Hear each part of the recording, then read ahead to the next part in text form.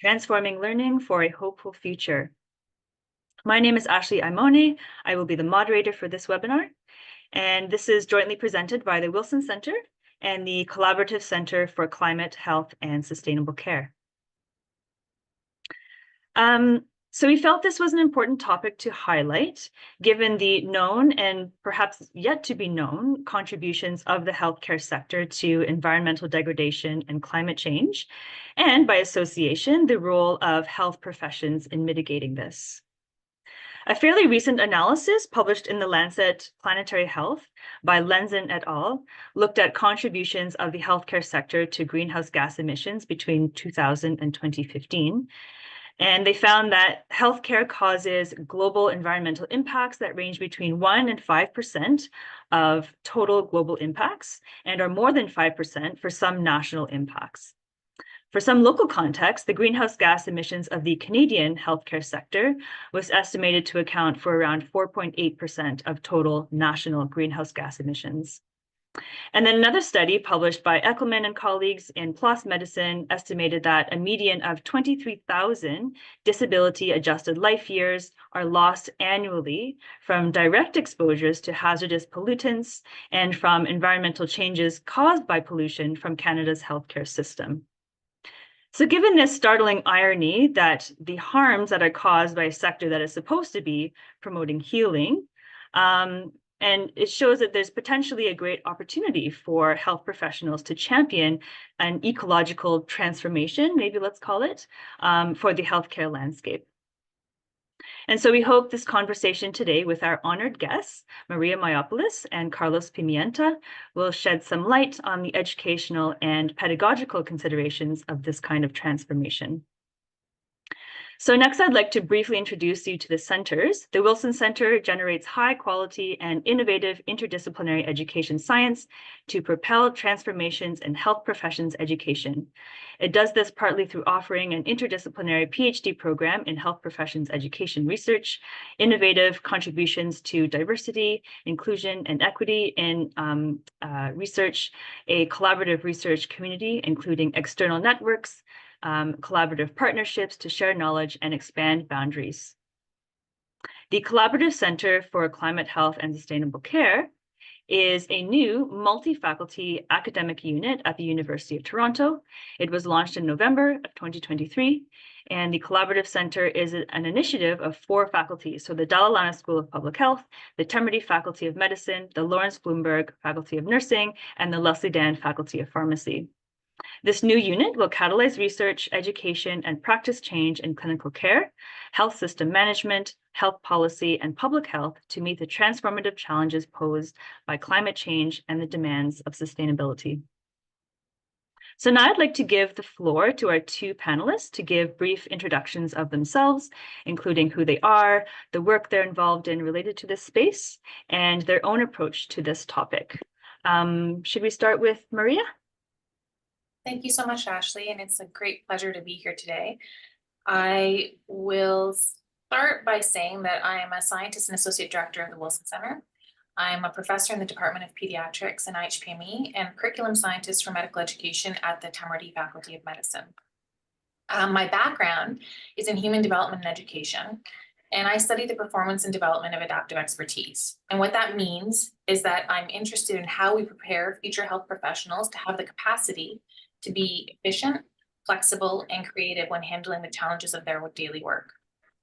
So what I mean by that is they're able to both handle known routine situations efficiently and effectively. I always get those 2 intertwined, but also understand the limits of the solutions and to be flexible and creative when needed. And this is, I think, not something I need to convince anybody of being a great necessity in healthcare today. So I've thought a lot about and studied a lot over the years about how adaptive expertise is performed in different clinical domains and what are the educational implications of that performance, and how can we think about how to develop and design learning experiences that better support the development of adaptive expertise. And so what we know, and we know both from the work that we've done here at the Wilson Center, but also from the broader education literature, is that adaptive expertise develops when learners acquire deep understanding of core concepts in their domain of work. And in simple terms, that means developing conceptual knowledge of those core concepts. And in even simpler terms, that means understanding why. So in medicine, an example would be understanding why a patient is experiencing a particular clinical signs and symptoms at this point in time, or why is a particular management approach right for this patient. So always focusing on the whys rather than just the whats of healthcare. Why this matters is that if learners understand why, they're freed from simply reproducing known routines and able to be flexible and creative in their patient care. So you can think about this in a very, an example from everybody's daily life. If you only know what to do, but not why you're doing it, when you can't do what you usually do, you wind up stuck. And I always use cooking as an example. Say you're missing an ingredient. If you don't know why that ingredient was going in your food to begin with, then you probably don't have an adequate substitution to be able to still create that end result that you want. So it's really, really important to know why. And it's also important specifically in healthcare because we can't teach enough known solutions to avoid the inevitability of ambiguity, novelty, and complexity. Healthcare will present our future physicians and health professionals of every kind with situations that they have never seen before. Healthcare will change. It has changed. This whole conversation today is about change. And so we need to have people to have the capacity for flexibility and innovation. And ensuring that our learners are acquiring conceptual knowledge is really key to doing that. So that's sort of the basic argument that I'm going to present you with, the imperative for adaptive expertise and the importance of conceptual understanding as a core aim of curriculum. And there are a number of evidence-based pedagogical strategies that we draw on, both from broader education literature and from the work we've done at the Wilson Center to support the acquisition of conceptual knowledge. But today, and because of the topic at hand and what I think is probably the most powerful one to focus on, I'm going to look at integrated instruction, which has been a particular focus of our work at the Wilson Center.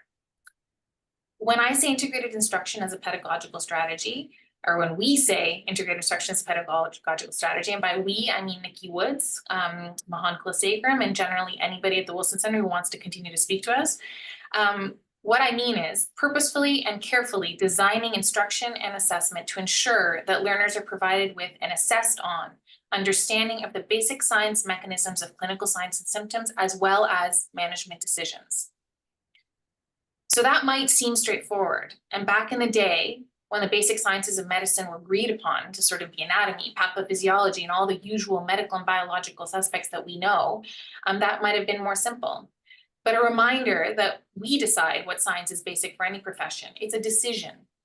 And in the work that we've done at the Wilson Center, we've argued that basic science in medicine can be any form of knowledge that explains why, and shown that the inclusion of mechanistic knowledge drawn from other basic sciences, or what has been called extended basic sciences, although I don't particularly like that term, is equally powerful for developing conceptual knowledge and the capacity for adaptive expertise. And that's included concepts in science from social justice and equity, the science of communication, and health humanities. And that can include the science of climate change. It's like any other knowledge that we've worked to meaningfully integrate into the curriculum as we move past the basic sciences of just anatomy and pathophysiology. We need to think about broader ways of knowing and understanding and why that matters for healthcare. So I say that all with the reminder that we are training clinicians. We're not training climate scientists, we're not training social scientists, and we're not training anatomists or biological scientists for that matter. So integration of any knowledge, including climate change science, has to address why in support of clinical learning objectives. We have to choose carefully how much and where we integrate the knowledge that we have. And in the history of the curriculum wars, we know already that scientists will disagree. But I can tell you that that might need a lot less content than you might anticipate being added to spaces like the medical school curriculum when you think about the whys in service of clinical learning objectives. But it's really important because more isn't better. So the evidence also shows that if you include content but you don't integrate it meaningfully into clinical learning objectives, ultimately you marginalize that content entirely for those learners. So I'll end here and move on to Carlos, with a challenge for us all to decide what meaningful integration means for the science of climate change in the medical school curriculum. And I'll stop there. Thank you, Thank Maria. you, Maria. My name is Carlos Sanchez Pimienta. I am a PhD candidate in a social and behavioral health sciences program at the Daulana School of Public Health. So I think we have very complementary perspectives, Maria and I, because I can contribute a more social sciences oriented perspective, and also thinking about the ways that healthcare relates with other aspects that create health for people in Canada. For example, we're about to be at 50 years of the publication of the Lalonde report, which was essential for transforming thinking in government about healthcare being only one of the factors that contribute to people's health, including as well genetics, including as well lifestyle, and including as well environments. So I'll be happy to share some insights from those perspectives. I am also grateful to be a Vania Scholar 2022 and a Pierre Elliott Trudeau Foundation Scholar 2023. I was born and raised in Guadalajara, and I've been living in Canada for the past 8 years. And the perspectives that I will be sharing with you are based on two projects. The first one is called Curriculum Reform for Public Health in the Anthropocene, which is led by my supervisor, Dr. Blake Poland at the Daulana School of Public Health, and Dr. Maya Gislason at Simon Fraser University. And I am fortunate to be the lead research assistant for this project, which is investigating what content and pedagogies are required in this time of ecological crisis, as well as people's journeys in championing educational change within their own institutions. And just to give you a sense of this project, we have about 24 participants, students, faculty members, and practitioners from all across Canada, and also some international guests, working in different health-related disciplines, including public health sciences, medicine, global health, indigenous health, and environmental public health. And so the approach that we took for this work was working through collaborative autoethnography. And to break this down, autoethnography is a tool that comes from ethnographic research from anthropology, which is basically about reflecting about one's own experience within a particular phenomenon. In this case is curricular reform for health education in a time of climate crisis. And the collective aspect is that we're not only doing this reflection by ourselves, but we are sharing our insights through journaling, through interviews, through art, through photography, through diagram making with each other to enrich our collective learning and create a collective narrative of how we're seeing this landscape of curricular reform in Canada. And the second experience that I will be speaking about is about my personal dissertation work. I work with two communities in Mexico who have been deeply impacted by the second largest industrial corridor of Mexico. And so the focus of my dissertation work is to try to learn what kind of insights we could learn from people living in an environmental sacrifice zone about how they foster planetary health in such a challenging environment. And the approach that I am taking for this project is indigenous story work, a methodology for working with indigenous stories for the context of education, and also political ontology, which is a stream of Latin American anthropology, which focuses on what is real, because many times the concerns of people in this area have been dismissed. Pollution is not real, you're not really sick because of pollution, but also what types of knowledges are valuable, because in many instances, we have seen that the knowledges of peoples in these communities have been overlooked by paying attention to the knowledges of people in government or in academic institutions. So there are important power imbalances to consider in this kind of context. So those are the two approaches that I will be sharing with you today. And I'm really thrilled to be part of this conversation. Thank you very much, Carlos and Maria. So I would like to launch into a friendly conversation guided by a few questions. Before doing so, though, I just want to suggest to our audience members that if there are any questions that come up during this panel discussion phase, please feel free to put them in the chat. Or if you have any comments on any of the pieces that we're discussing, feel free to put them in the chat, and we'll try to either pick them up if they're relevant as we go along, or just go to all the questions at the end, because we do have some time set aside at the end for some Q&A. So for the first question, and probably this touches a lot on the backgrounds that you just shared, but maybe let me know if you have anything specifically that you want to add to this question about your own journeys and experiences with teaching and learning and or curricular development on the ecological determinants of health or related constructs. I don't know who you want to start with. Maria again? Yeah. Okay. Sure, I can start. Carlos, did you want to start? It's up to you. No, you can go ahead. We didn't plan that. Sorry, everybody. I think so. I don't have any experience with curricular development on ecological determinants of health, but I do think that much of the pedagogical approach and strategy that I've touched on already in relation to related constructs is quite relevant. And I think I want to build on one of the points that Carlos made around the legitimacy of different types of knowledge and ways of knowing. And how we meaningfully integrate that into curricula that is traditionally built on, as I said, the basic sciences. And so I think that that does take some work. It does take some attention to exactly the content that you're trying to integrate and where you're trying to put it in. And it takes responsiveness to the needs of patients, communities, and systems in order to ensure that you're constantly updating and revisiting the curriculum that you've designed, because you can't have a static curriculum that doesn't change and shift and move.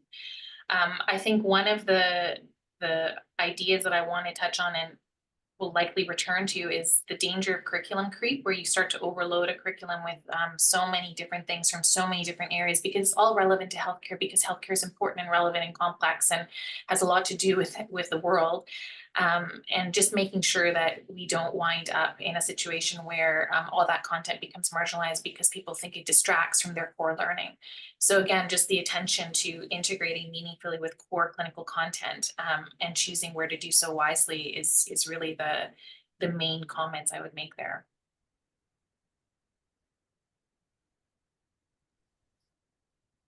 Thank you for this question about our journeys and how we came to be interested in this topic. As a PhD candidate, I am fundamentally a learner at this stage of my career because I'm learning a lot from my community partners in my dissertation work, and I'm learning a lot from students, faculty members, and practitioners in the research assistant work that I do. And so I would like to delve a little bit deeper into why is it that I am interested in this tension that also Maria addressed between community knowledges and academic knowledges.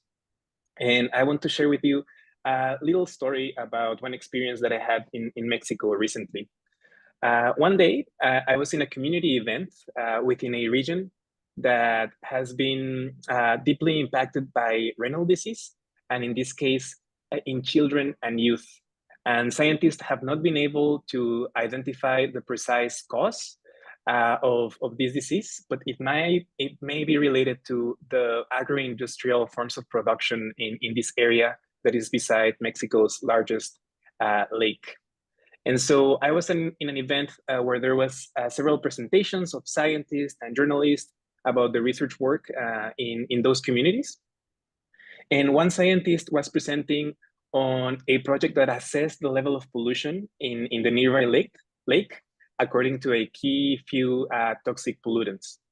And the researcher concluded that the water was safe for recreational use in this particular lake, considering those specific toxics. But in the question period, I noticed that one of my community partners, he was visibly upset. There was something in the presentation that he did not like. And he asked for the microphone and he said, okay, if you're telling us that the river is clean, then where is the white fish that we used to catch when we were younger? Where are the other animals and plants that inhabited this landscape? And so here we can see a tension between scientific and community knowledge. And at first sight, we could perhaps think, oh, okay, well, maybe the community person didn't get the scope of the claim of the scientist. The scientist was just talking about particular toxics and was talking about the established levels of pollution for a watershed for recreational purposes. But if we leave that to the side, we can see the situation as having two truth claims that are true at the same time.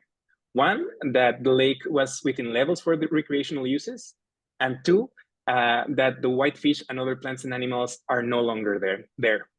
And what I think is interesting is to think about the material implications of the knowledge claims that we put forward in the world. For example, the knowledge claim about the lake being in good levels for recreational use may lead the state to focus on other issues. Well, maybe this is not that urgent, maybe let's focus on something else. But the knowledge claim of the community partner, of my community partner, was talking about a state of the ecosystem that was lost due to industrial forms of development, and that now is not there. And that if we were to focus on restorative justice, the ecosystem would not be repaired until the stories that this person experienced when he was young came to be alive again for current generations. And so what if we change the dynamics between different forms of knowledge, instead of asking us which version is more true or which form of knowledge is more valuable? What if we try to bring them together as the principle of two-eyed seeing or eroaptomang proposes? So for example, thinking how these studies about water quality can support the reemergence of whitefish within this particular ecosystem. And so I think that these tensions between academic and scientific knowledge are very important. In fact, in the research project that I was part of, several of the participants said that one key competency that they saw for people in health professions going forward is humility. We should be humble about the scope and the qualities and the disadvantages of our ways of knowing. And we should be trying to work together in a humble and cooperative manner.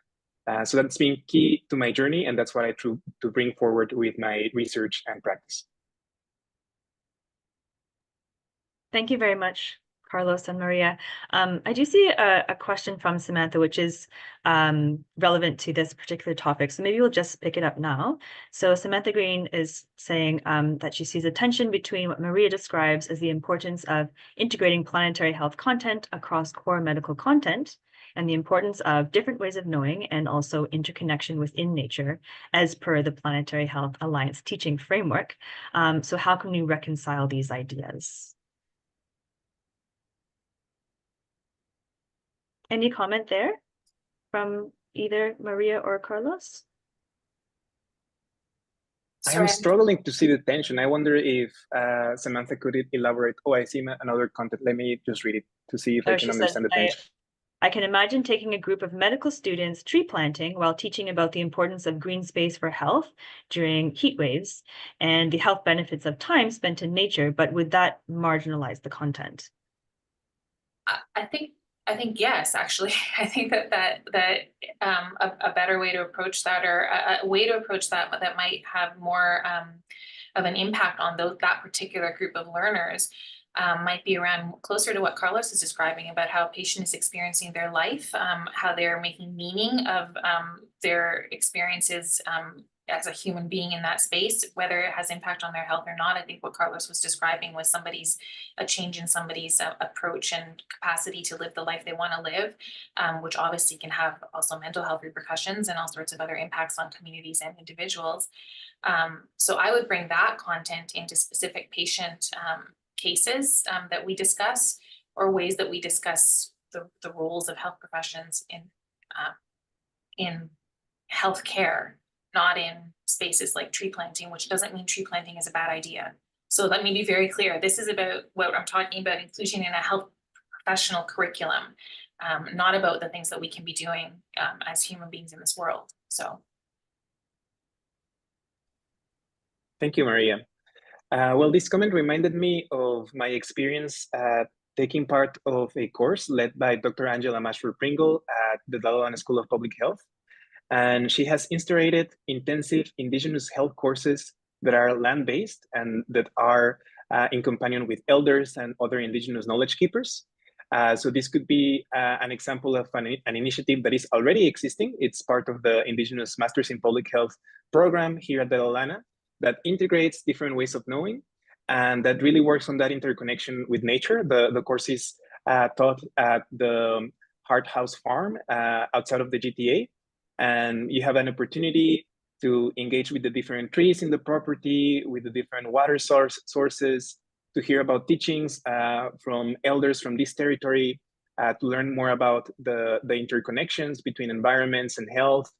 And this was also actually another of the findings of our research project, where faculty members from across Canada are highlighting the importance of land-based learning and also of project-specific knowledge, that we focus on real-world issues that either government agencies or other organizations are tackling, and trying to orient students to support those initiatives so that their learning opportunities do not stay in the course, but that have more chances to have impact in their real world. Thank you, Carlos. And I'd actually would like to segue from what you just said and ask you if you feel like there's any curriculum content that is required or maybe really important and might be missing.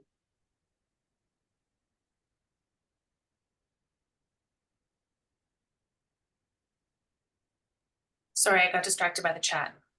Oh, it's okay. No, I was actually directing it first at Carlos, but Yeah. either can start. Oh, yeah. Oh, sorry. I can go, okay.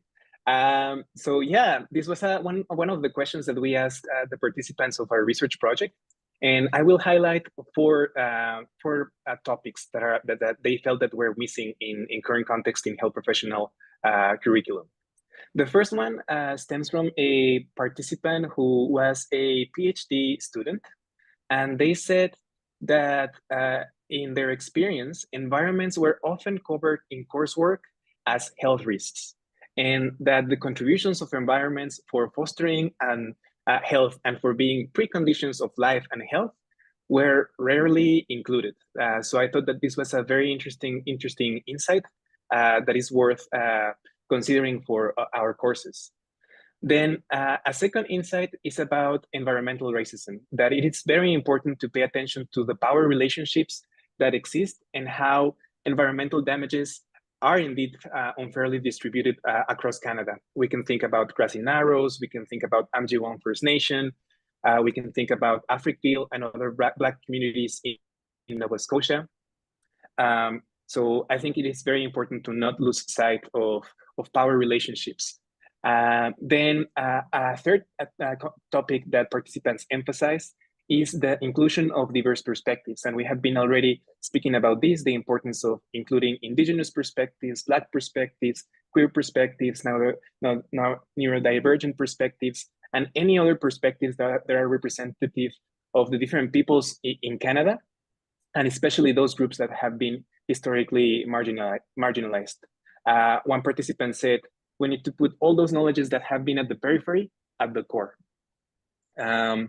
Then another participant that I can remember, they said that they found an overemphasis in epidemiological content as the consequence of a changing climate, and that they felt that the social, behavioral, and cultural implications of the different ecological crises are having on different groups of people. So those would be 4 points that participants felt are currently missing in our curriculum. Yeah, I think that that's really powerful, and it speaks to the necessity to bring the expertise that you are bringing, Carlos, for example, and your participants are bringing into curriculum design, but also be mindful again of the fact that we have to develop this content in service of clinical objectives, and we can do that. You can find places, you can find patient stories. We've worked very hard to ensure that we bring in those diverse ways of knowing into different spots in the curriculum where it's most meaningful for our learners. But that's the type of knowledge that we would be looking to integrate. That's exactly the type of knowledge that we would take and then work to make meaningful for our learners. And I can't answer the question any further than that because I don't know the content, but Thank you very much. But I think this kind of lends nicely to the next question about what pedagogical approaches are called for to better prepare trainees for health practice or public health practice on the ecological determinants of health. And this can maybe also address some of the other questions that have come up in the chat. For example, from Sarah Hunter was talking about greenwashing in curricula and asking whether if there are any suggestions with respect to empowering or encouraging educators to champion environmentalism. And then also Robert Paul has a comment about kind of this idea of like overstuffed curriculums and integrating different kinds or ways of accessing knowledge, like 2 ways of seeing. And it seems like kind of a large stretch. So maybe with those comments and questions in mind, maybe let me know if you have any ideas in terms of pedagogical approaches. Sure, I can maybe start with that one. I mean, I think that as I said before, there's a lot that we can draw on from pedagogical approaches that we're already utilizing, including transformative approaches, which are meant very much to foster critical reflexivity and thinking about our world through a social justice lens. And so there's a lot of space for that can be created in a curriculum, absolutely. I will again focus on the idea of integration. I think that addresses some of what Rob is talking about as well. But identifying key learning experiences that can be leveraged, whatever they may be, but again, staying in a clinical context, I think is really quite important in order to maximize meaning for our particular group of learners. One of the things that we've really been delving in a lot lately at the Wilson Center is the importance of prior knowledge and understanding prior knowledge. So not just the absence of prior knowledge, but also misconceptions and things that need to be directly refuted or addressed. I believe this is probably an area where that might be particularly relevant. So thinking about how we can better elicit learners' prior knowledge as they enter our learning experiences, so we have a better sense of what exactly we're trying to address in terms of new learning, and what prior knowledge we're seeking to create dissonance with, perhaps, or else amplify and to help people build on and be productive.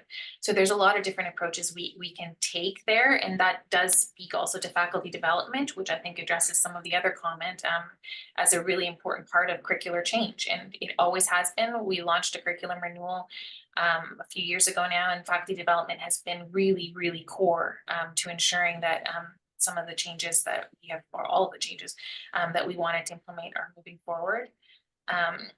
I think that there's a lot of strategies that can be used at a session level by individual faculty when you're teaching, even in a classroom-based text. So asking things like "what if," which gets people to think about change the location of where this person is and where they're living, and how does that change the progression of this particular clinical situation? What if the resources aren't available? What if those resources are particularly environmentally damaging and we need to make some choices? So there's a lot of things you can achieve with very simple pedagogical strategies, like asking those types of what if questions and drawing analogies. And also ensuring that our students engage in meaningful struggle around some of these concepts. So there might be a lack of understanding sometimes about how closely related climate change is to health, and also to the impact of healthcare on the climate. So really having students struggle in that space with support from faculty is, I think, quite important, rather than just telling them things. We don't want to just tell people things. It doesn't work. That's not the best way to learn. So those are some of the things that we've already done, but that can be leveraged. And yeah. I would like to start by thanking Sarah and Robert for those wonderful comments. And Sarah, your comment made me think about some of the insights that the participants of the research project I'm working in share with us, because many of them were championing the inclusion of climate and ecology content in their respective programs in health education. And they felt that this experience of championing change was exhausting. Many of them felt overwhelmed. Many of them felt burnt out. Many of them said that even though they were hired to do specific things, then they faced several barriers, both within departments and across departments.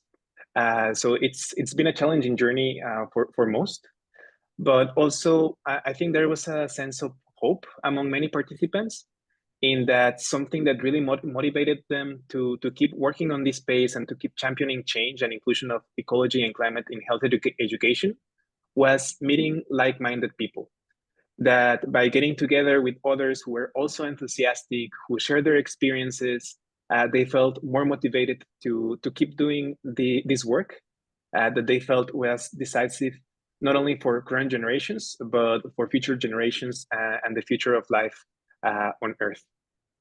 And regarding Robert's comment, yeah, it's very true that it's very difficult to integrate curriculums with many different priorities that are always emerging, and now putting on top of that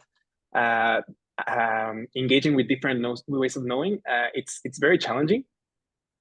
But something that I would think is that our daily life is always holistic. Like, if we think about medical practice, there are different professions that get involved in a single case. If we think about health, there's not only medical practice, but social scientists and other perspectives always coming together. And so we live at a time where multidisciplinarity, interdisciplinarity, transdisciplinarity are essential. And I guess this call for engaging multiple ways of knowing encourages to go a step beyond and also learn to appreciate both the contributions and the limitations of different ways of knowing. And just one thing that I would say regarding the question that Ashley posed about the pedagogical approaches that are called for connects with something that Maria mentioned before, that it is very important, according to the participants of this research project, to foster opportunities for self-directed learning and for not expecting instructors to teach everything to students, because we are in a process of ecological change that is uncharted, that scientists are becoming increasingly surprised about the patterns in climate and other factors of ecology. So the truth is that many times we don't know what's the best approach to go or how to move forward, but also remembering that many societies across the world were able to sustain life, economy, politics for thousands of years without surpassing the planetary limits. And that's knowledge that already exists. And so there's plenty of knowledge that we can already use to try to create healthier and more just environments for everyone and everything. Thank you very much. And leading into the next question, I'd actually like to start with Maria here. And maybe this will also coincide a little bit with Catherine Parker's question about adaptive expertise and cognitive integration to inform how we define and practice leadership and how we nurture students as future leaders. But I just would like to know if you have encountered challenges or barriers, for example, with developing or implementing curricula or pedagogical approaches. I think that the challenges or barriers are related very much to what Carlos was talking about, and also to Catherine's point. So it's the culture of certainty. So knowledge is assumptive, knowledge is contested. There's many different ways of knowing and understanding a particular concept. And so when you talk about adaptive expertise, part of that is really creating a training environment where the end goal is really preparation for future learning, and for having uncertainty be a normalized and expected part of what it means to be an expert in any domain. So expertise is not about knowing everything. It's not about being sure about everything. Epistemic humility is a great part of it. Continually learning and knowing that your knowledge can change, and that a patient's perspective or the lived experience of people you're working with and serving will also change how you approach your work and practice. So in many ways, part of the challenge that I sometimes think is quite prevalent is that what I just described is actually not the dominant culture of medicine and the health professions. And so we've worked very hard to start changing that across different medical curricula, and I think across the profession. And there are many, I'm sure, physicians on this call who would agree with me, but we still have some work to do in terms of creating that space. And I think that that's part of nurturing our students as future leaders, because if our students are exposed to this way of thinking and approaching what it means to be an expert in the health professions and what it means to know, and the inviting uncertainty into their work and lives, I think we can help foster those future leaders. Yeah, it's a great question about challenges and opportunities. One of the things that I remember that participants named as one of the challenges was the overrepresentation of some knowledge traditions over others. Specifically, participants named that biomedical knowledge was overly represented in health professions training, and that for example, linking it with my dissertation project in the context where I work, where it is an environmental sacrifice zone, where there's a lot of pollution that is continually causing disease in people, renal disease, cancer, other diseases. We can do a lot by treating people, but this health problem will continue unless we attend to the environmental catastrophe that industrial development has caused in this region.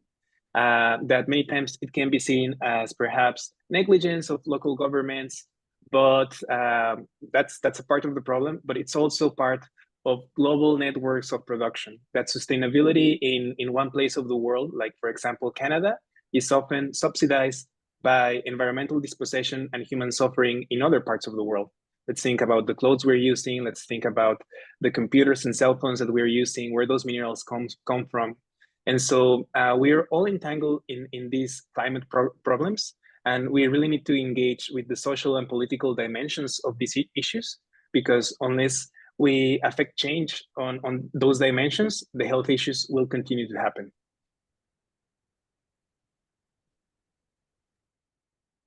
Thank you very much. And related to these challenges, I'm just picking up on a comment here by Sophia about how there seems to be a gap in our explicit and hidden curricula around climate change and planetary health in terms of the health professions that it's reaching.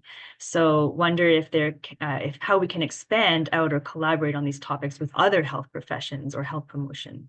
Any particular comments on that from Carlos or Maria? Yeah, I think that's a great question. I think that's based on our professional profiles, that we're more familiarized with medicine and public health. But I think what you're mentioning is very important, that there are very important aspects to consider in terms of mental health, of psychology. For example, I'm thinking about the emerging research that is going on about climate anxiety and climate grief.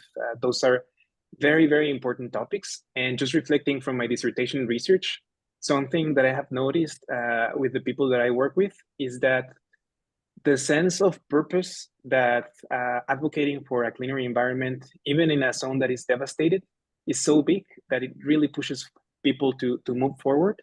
And so I think it's important to study both areas, both the negative areas that the climate crisis is fostering, but also the more hopeful aspects that it is causing, that it is the climate crisis in a way encouraging us to rethink the ways that we live, the ways that we produce knowledge, the ways that we do science.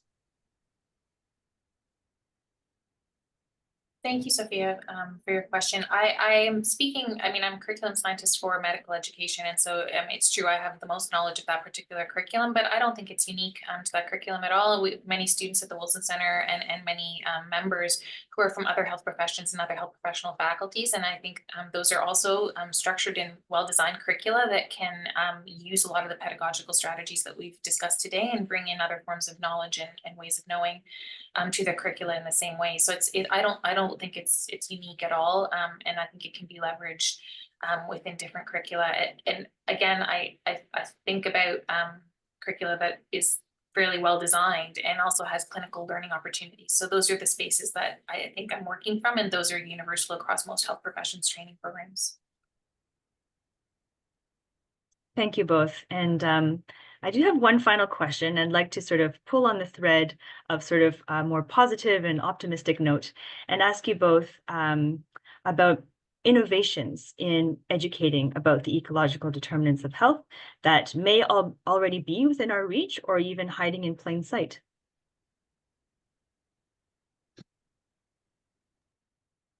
Well, I would like to start by reflecting on some of the resources that are already available at the University of Toronto. In my case, I'm familiar with the resources offered by my department, the Daulana School of Public Health. And I know that there are 3 graduate courses that people can enroll in. For example, there's a course on planetary health, there's a course on ecological public health, there's a course on climate change and health. There's that intensive course that I spoke about on indigenous health. And there's plenty of learning opportunities offered by the Wakabinet Institute for Indigenous Health that, even though it's not climate and ecology focused, those aspects are inherently integrated in the holistic approach of indigenous knowledges. So I think there are many resources in U of T. It's a matter of disseminating them, of enrolling them in participating. But I also think that there's a lot of work going on right now, more generally in Canada and abroad, around the fields of planetary health, of eco-health, of One Health, and that there are plenty of opportunities for students, for faculty members who want to be engaged with these groups and who want to be part of the conversation on how we can improve health-related curricula to meet the existential threats of our century. I mean, I think everything we've talked about today, and as Carlos said, a lot of the available things that we've already been doing. And I don't want to get kicked off this call, but again, we've dealt with this challenge with many different forms of knowledge that we've tried to integrate, better integrate into health professions, and to Sophia's point, health professions curricula. And I think we can use those strategies. We might need some new things to do, but I think we can definitely leverage what we already know, what we have evidence for, and that will help with this particular domain as well. So there's a lot there that we can use. Thank you very much both for this really insightful discussion. I do want to take some time though to go back to more of audience questions and comments. And we do have a couple more here in the chat. So Robert Paul is commenting about how there has long been a separation between public health and healthcare, different domains, different foci.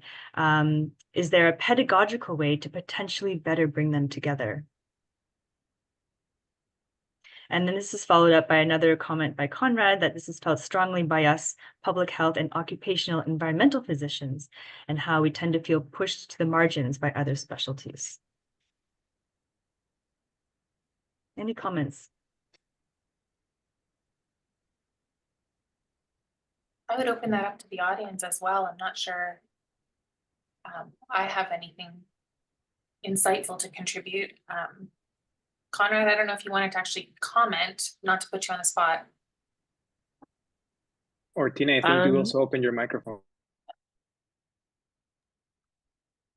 Sorry, I guess I can go first. I mean, I think it's been difficult to get that strategic alignment between some of these areas and the rest of the medical curriculum where I have my most experience with. And it always comes down to the issue of trying to find space in the curriculum where no one wants to take anything out.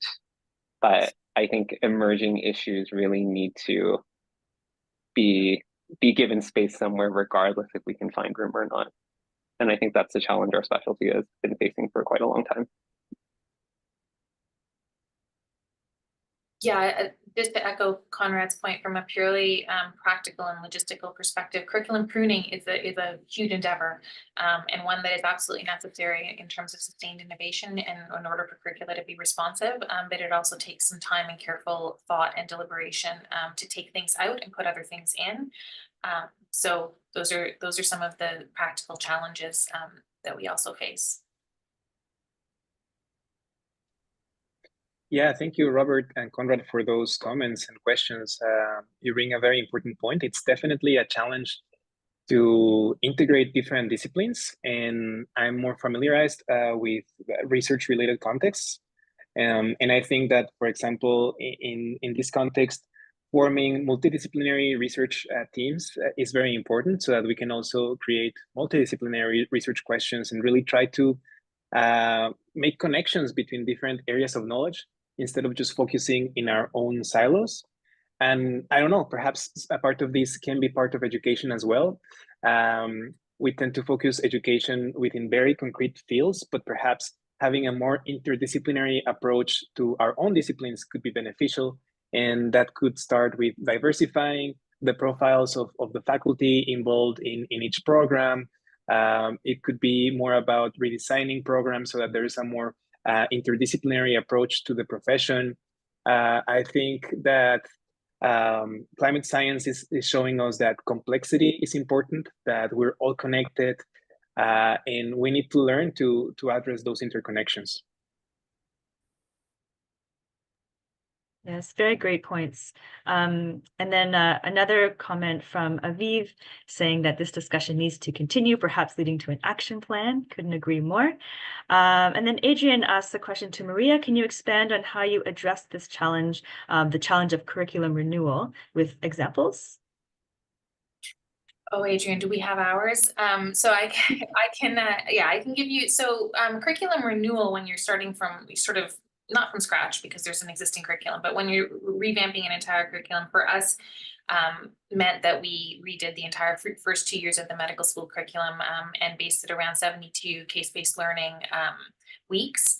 And those weeks each have a case but written for them with particular clinical learning objectives and the associated, obviously, basic science content to create the mechanisms. And there's a lot that goes on in there. But what I am also alluding to is the idea that you set that up and that's all great, but you have to continue to revisit and look at it. So that requires careful curriculum mapping, careful review of learning objectives because they tend to expand over time with different faculty taking on teaching roles as well. And ensuring that you remain aligned with the original focus of the integration of the basic science and clinical science. So a lot of what we do is basically ensuring that we're staying aligned with the educational principles that we have decided on that guide our curriculum development and design, that we have a carefully kept up-to-date curriculum map, and that we always look for opportunities using that map in order to integrate new content carefully and purposefully in different spots in the curriculum where it will have the most impact. So that's the sort of very bird's eye view of it, but I'm happy to discuss more. I'm sure my email will be available somewhere. Thank you, Maria. And then another comment from Catherine, thinking about Sylvia's great work in building education opportunities on climate health within IPE, is that interprofessional education? It is. Great. Thank you for that example. Any other questions or comments?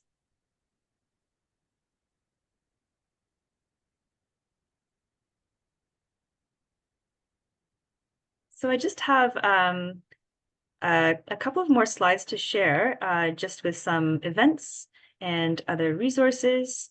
If you do have other questions that come up beyond this webinar, you can email them to Brittany McGuire, and we can sort of, triage them accordingly if they're for specific people, and help you get connected to the right resources. We do also have additional resources shared by our guests that we would like to distribute to all those who registered. So that will be coming up down the road shortly. So for now, though, let me just share a few additional things. So starting with the Collaborative Center for Climate Health and Sustainable Care, we do have a strategic planning meeting coming up, and there are also more seminars being planned for the month of April. The inaugural symposium is taking place in October, and for more information, you can sign up also for the newsletter, which will keep you up to date on other opportunities to connect, including with there is actually a working group looking specifically at health professions education, and this is being led by Professor Ross Upshur. And then for the Wilson Center, there are a lot of exciting things happening, including the Brian Hodges Symposium in May on AI in medical education, and a lecture focused on Indigenous wisdom and health professions education, theory and practice. Like I said, we've also compiled a list of resources, which I see. Okay, so there's also registration links coming from the chat. Sorry, from Brittany. Thank you. And then I just want to take this opportunity to give a huge thank you to our guest speakers and our audience members for sharing your time and your thoughts on this important topic.